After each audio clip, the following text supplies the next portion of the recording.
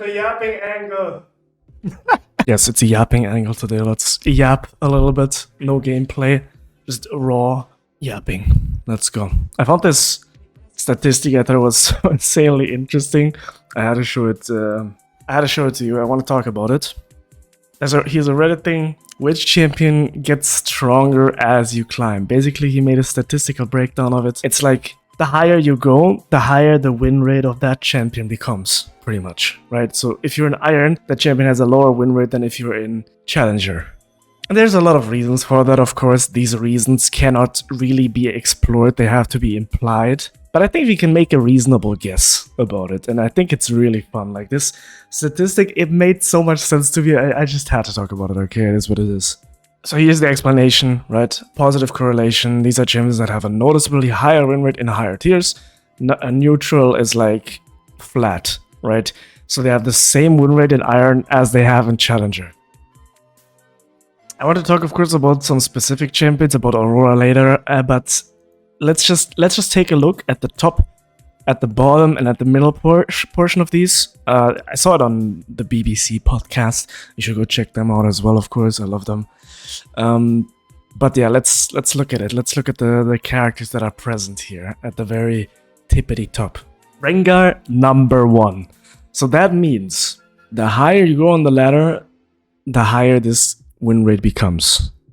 And you don't see many Rengars in high elo, but what you do see is every time there's a boosting thing mentioned. Boosters are, like, most of them, I swear to God, they are Rengar one-tricks. Most boosters are Rengar one-tricks. And it has to have a reason, right? This character is not very popular, so you can always pick it. This character scales apparently incredibly well, has incredible versatility. And if we just look at all of these characters that pick Kiana, Zoe, Talia, Nidalee, I mean, even Cassante, Gragas, they have a lot of burst. Riven has a lot of burst. Cannon, Talon burst. So the absolute top of this is a bunch of incredibly versatile burst characters. You know, it's like, these are not easy to play. And not only aren't they easy to play, they don't even have clear identities of what they want to do in a game, right? They can do a lot of different things. They can adapt. I think adaptability is really the differentiator, but we'll see that later. Second one, Kiana, right? You can go invisible, you can stun people, you can CC the entire enemy team, you can stall, you can be versatile in your roles, in your side laning. Zoe as well, the bubble, the range, you can pick people off if you're good with Zoe. I always said it, I feel like this, a lot of the things that I've been saying about champions, it kind of reflects in this, not gonna lie. Like, we'll look at the nullifying matchups as well, but Zoe is a really difficult champion, but if you play into a good Zoe, you can feel it. Like, it's so oppressive. This character can be insanely oppressive. Kiana is just more rare, I feel like. That's the reason probably why Kiana is higher. Only the absolute Kiana one-tricks are playing her, and she becomes better the higher you go, because she's very complicated. That's another thing. If you think about it, a new player in Silver picking up these characters, they are going to fail. They are very difficult. Like Kiana, if you pick her up, you're gonna get absolutely obliterated in lane and you're gonna be completely useless the entire game. Nidalee. I mean, Nidalee is probably an even better example. Nidalee is so unbelievably difficult to execute in the jungle, you know? But if you master Nidalee, you will be able to have a higher value on average in higher levels of games, you know? Than someone who mains Yone, for example, but we'll talk about Yone. I also like how every role is present here. We have an AD carry, mid lane, jungle. We got top laners with Cassante. Yeah, I mean, I think it's pretty balanced, which is very, very interesting as well. Let's look at the worst, or let's look at the very bottom area here. Let me get it on the screen properly. Yorick is the lowest. Yorick is the lowest. That means his win rate is the highest in low elo and the lowest in high elo. Which makes sense. Everybody knows that Yorick only does one thing. And that is run into side lane and push. In low elo, they don't know how to answer it, so he will have a high win rate in low elo. Makes sense.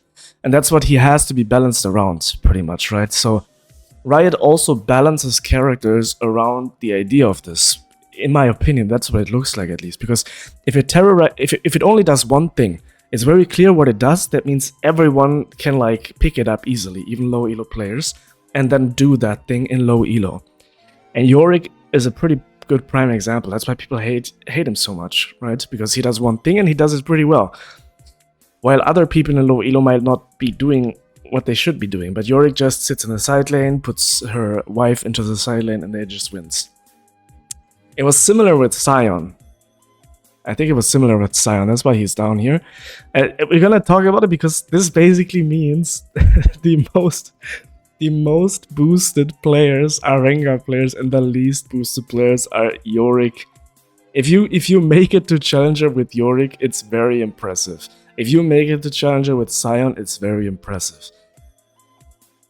That's why the boss of the West has been so underrated, I feel like, because he made it to Challenger Master Tier with Sion. This is on 25.13 patch, so pretty recent. So the Sion might have been different before when he was stronger, but still, it's pretty crazy if you think about it. Like, this guy gets Master Tier with Sion. That means his like level of knowledge of the game, what he has to be exploiting about the game holistically, is much, much higher, which I think it's very interesting. We have other characters down here. There's a lot of stat checking and only does one thing kind of champions down here. I think it's very interesting to see. You have Shyvana, she just wants dragons and farm. Stat checking character Mundo just wants to farm. Stat checking champion Amumu, stat checking champion, just wants to go in and ult. Can't get out, can't do anything special. These characters can't do anything too creatively. I think that's the thing, you know? And then that's why I think the Baus situation is so interesting, because he does something creative with Sion. And that makes it, I think that's why I wanted to talk about it. Very, very interesting. And then we have the other characters, Morgana. You're only gonna flash in ult with Morgana for the most part. You're gonna Q W for the most part. There's not, you know, there isn't that much creativity in the kit. Adaptability. Let's put it like that. There's not that much adaptability. Or at least the general player base is not using it creatively. Maybe that's even a better way to put it. Victor, you just clear your wave, you do nothing, right? Like, Victor is an incredibly easy character. That's like, it's a very, or binary character. Let's put it like that. Let's not say easy, because League of Legends in general is incredibly difficult. So it's not like these characters are that much easier, but they are more binary. Like, they only have one function, really.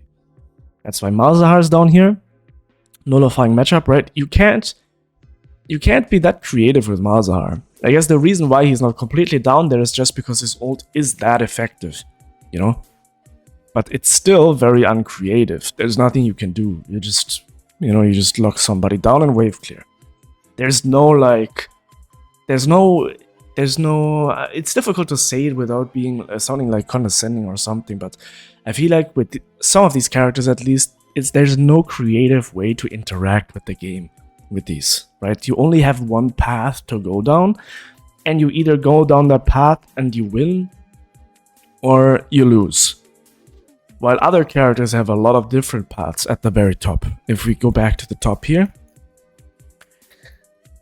Rengar, for example, right? You can work with the bushes, you can CC people with your E, you can bait people with your W, you can one-shot people backline, you can, if you're fat enough, even fight frontline, or with different types of builds, you can pick people in the side lane. Malzahar can't really do that, right? Malzahar puts his E on someone, summons some minions, they get killed, and that's it. You can't really like outplay people in a way, you know? I think that's a big portion. It's also a safety thing. Qiyana can be pretty safe. Also a range thing, like the adaptability. It's just the adaptability. And nidalee is one of the best examples because she has the terrain scaling, she has healing, she has a lot of burst damage, she has incredibly fast clear. Like, the same with Gragas as well. Like, the amount of combos and interactions you can have with Gragas, how versatile he is, how safe he is. He can be played burst, he can be played half tank. Like, Gragas is one of these characters. You could say people who main Gragas are incredibly boosted. Akshan as well, right? One of the easiest characters to play, incredibly strong and versatile, gets a shield, revives his team, can be invisible, picking off people. Also, the invisibility, of course, is also a defensive tool, so he is versatile. And then, just in case you mess anything up, you can just swing out with your E that also resets on any assist that you get, right? One of the safest champions in the entire game, one of the easiest to play champions in the entire game. Of course he's gonna be up here, right? Because he still does damage, he still has some value. And the way he provides value is much, much easier than other characters, which that is not the case with the other characters up here, of course, but especially with Akshan, that's it. And maybe you would think Cannon, Cannon, very binary, you just have an ult, you just go in, but Cannon is also kind of safe.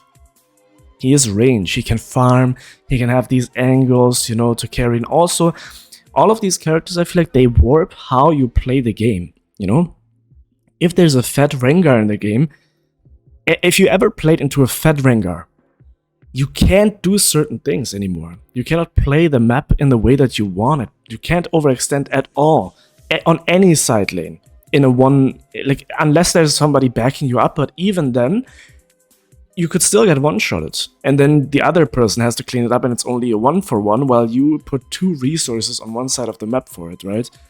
Only to get resources, and that's how some of these characters feel. Talia, of course, can also do something similar, but she also has the ult, that ult is incredible, her CC is incredible, her choke control is incredible, Zoe with the bubble, you always have to be aware of bubbles in teamfights, which takes a lot of mental energy. I think it's so interesting. I think this statistic is super interesting. Of course, I'm not some divine god knowing everything what this list means, but we can think about it. You let me know why you think some of them are up here and some of the other ones are down here. So interesting. So interesting. So we have Veigar again, very binary. His laning phase is pretty weak. Rammus, you can only taunt people. Trundle, you only run into side lane. And yeah. Let's look at the middle portion. Renekton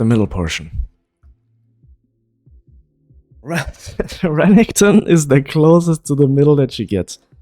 Which means, yeah, he has the same win rate in Iron that he has in Challenger. And look at these characters. I feel like it makes sense to me. All of these characters are like the middle ground. They aren't like, you can't do insane amount of things, but you do have a lot of options to be creative. In a way, right? Like if I'm playing into a good... That's why I always say Lux is such an interesting matchup for me. Because sometimes you have these Lux who just play wave clear. And they just nullify the map, the lane. But then again, there's other Lux that they lock you out of the game completely. Like they hit every skill shot, they're like insane with it. The Lux Q is like such an insane tool for skirmishing as well. I think some of these, maybe they have an option to nullify some of these characters, but they also have the insane potential to be creative and be adaptive. In a way, I think that's the combination of both ends here, right in the middle, and it makes complete sense, right? It's like Renata, same thing. You can nullify, you can CC, but you can also hard carry a team fight creatively if you have like an insane ult position, or if you like grab some jumping assassin in the air and just pull him into your team or something like that. Same thing with Sona, you can nullify your lane, or you can be an insane lane bully and then scale ultra into late game. Xerath, you can nullify your lane, or you can be insanely cracked scripter, hitting every skill shot and be insanely strong. I feel like this is the middle part, right? Like, these characters have the ability to be adaptive, but they don't necessarily... They still have some clear reference points. I still know Lux can one-shot me with her combo and stuff like that, but with Nidalee it's much more, just to compare it real quick, with Nidalee it's much more... You can't... It's difficult to judge at which point Nidalee can just one-shot you, in a way. It's difficult to judge where Nidalee is going to be on the map, in a way, right? While someone like Renekton is just going to stay top lane for the most part and then fight around objectives. You see what I mean? Like, that doesn't mean Renekton is like easy to play. It just means it's a little bit clearer what they're going to do. And I think that makes a difference at high elo, because once you can predict something, you can guarantee play around it. And the absolute best example of that, in my opinion, is Yone down here. Look at this. Yone is very, very far down here. He's on number 6. He's number 6 of the worst scaling champions into high elo. And you would think, Yone, it's such a creative character, you know, it's such a creative character. You have so many options to use your Q and stuff, but Yone is not only telegraphed in what he wants to do, but he literally locks himself into the animations. That's why I love to play into Yones as Aurora. It is not only predictable, but as soon as the Yone commits to his play, he is locked into it, which means I can consistently beat him. And there's no counterplay for the Yone. If you Q3 as Yone, you are locked into the animation for that amount of time. And I can punish it consistently every single time as Aurora. The same with his ult. He is locked into the ult animation. It's completely different than it is for Yasuo, for example. Yasuo's Q3, he is on range, and he can throw it wherever he wants. He can kite with it. He doesn't even have to follow up with his ult. You never know when Yasuo is going to ult. Even if there's a Malphite going, and there's like 3 people in his team can knock up people, imagine. And every time someone gets knocked up, he has the possibility of ulting, but he doesn't have to ult. That is the difference. For Yone, once he starts his ult animation, everybody knows the ult is coming. And you can dodge it every time, or you can punish it every time consistently. With Yasuo, you cannot do that. Plus, of course, Wind Wall is like much more versatile than anything that Yone can provide. So that's why I think Yasuo is like actually difficult and actually versatile. Not actually difficult, it's maybe like Yone can be a difficult champion, but it's also very telegraphed and very straightforward. That's what I was saying in my Yone video recently that I put out. It's this straightforwardness, right? He only can do one thing. It is truly similar to Sion, where you can only do one thing, and it's very obvious what you're going to do. Or a Mumu, rather. I think, you know, let's talk about the boss with Sion. Sion is one of the most binary champions in the game. That is why he tends to not work in high elo. However, the boss was so good on this character to offset the statistical impossibility, you know, which makes his Sion climbs extremely impressive. I think that's the beauty of League, right? You can defy statistics through creativity. Like, that's the beauty of League. No matter how much like guessing I put out here on why these champions are the way they are, you can still defy it. It's not set in stone. This is a chat, like this is a not chat. What am I saying? This is patch specific statistic as well, right? These change a little bit per patch, of course, depending on how strong they are. If something gets overbuffed and it's all of a sudden viable in high elo, it's going to change. I just love how this statistic shows that League is so much more than just about which champion you play. It's about adaptability, and of course, the more adaptable your champion is to the chaos, the less variance you will experience when you master that character in SoloQ specifically. And reducing variance is exactly what leads to a higher rank. That's pretty much what it is, right? You reduce variance and you win. Alright, let's look at Aurora. I think Aurora is like, it's interesting. We're at 0.61. It's pretty much exactly in the middle of the on the upper part, right? So she's not the most adaptable, but she's still up there. 0.6 is pretty high. Where is she? I'm blind. There she is. There she is. Yeah. 0.6. Interesting. I think it makes sense, right? We have the burst. We have a couple of different builds to be adaptable. We have our W, which is you cannot really predict what Aurora is going to do. She can disengage, engage. Her ult, of course, incredibly strong tool, team fighting tool, but also the outer ring of the ult, where you can teleport around. It is adaptable, and in my opinion, I think we have barely scratched the surface of what this character can truly do. So in the future, I think Aurora is gonna go up. Because how can you actually predict what Aurora is going to do? The only thing you can truly predict is if she's super fed and you see her W, okay, she's probably going to pop out of nowhere and QE. That is the prediction, right? But she could also ult E into her own ult, then Q from behind, go back into her ult, and then Q. You see, like, there is options that even if you have a prediction, she has the option to do something else. And I think that is what correlates to this score pretty highly. And every character's score is based on some, like, it's based on a different value that makes them this score, if that makes sense, right? Just because they are more binary doesn't mean they're binary in the same way. I do think it's interesting that most nullifying characters are in the bottom half, right? You have Mazahar, Vel'Koz, Aurelion Sol, and you would maybe think someone like Viego is more adaptable, he can turn into every character, but what does Viego want to do? He wants to one-shot and ult somebody to get a reset. That is his win con, right? It's also very telegraphed in a way. And he is closer to the middle part, so he is more versatile. Smolder has his dash thingy, and Yasuo here very much in the middle portion compared to Yone, right? Maybe Galio is more versatile because of his ult, the utility that he can provide. And that's about it. I think that's very interesting. I think this is like extremely interesting. Bard, of course, extremely versatile. Kai'Sa can handle a lot of different situations. Kog'Maw, I'm assuming that's because of his AP build. Right? AD and AP builds of Kog'Maw can be pretty versatile.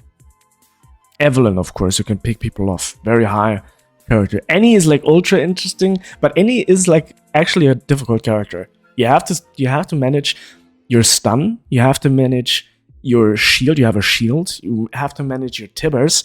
I think Annie is such an underrated, like, difficult character to play.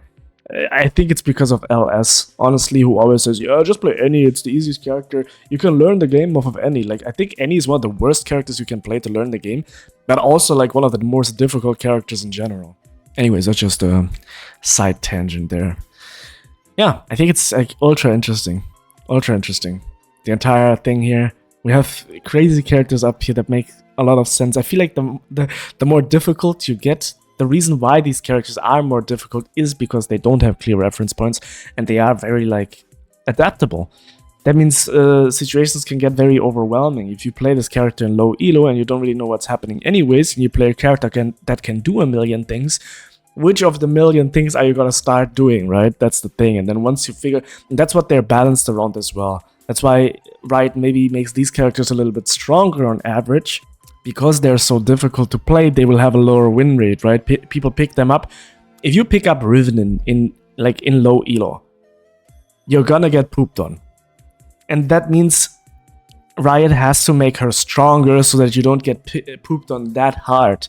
And because she's stronger now in that sense, once you master her and actually know how to properly use all of her strengths, now she is also strong on high elo, because that extra value she gets from these buffs is enough to make her extremely strong on high elo, right? And I mean, Cassandra is like the biggest meme, of course.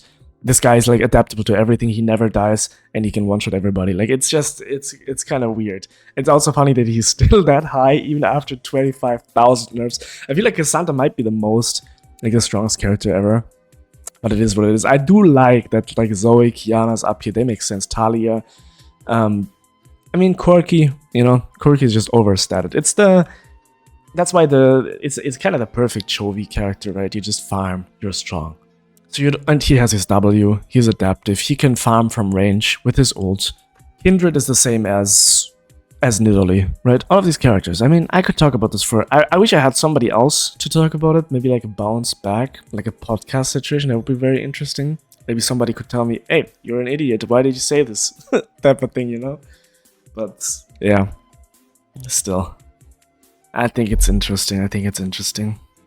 Jace can be ranged. Blitzcrank being up here is so interesting as well. But you always hear pros say, or you hear challenger players talk about Blitzcrank, one hook wins the game, right? Just one hook, rinse the game. That's what he's balanced around. That's why he doesn't get more power and everything else. But if I see him in my games, he's the most useless character of all time. But that's kind of the thing with everybody up here, almost.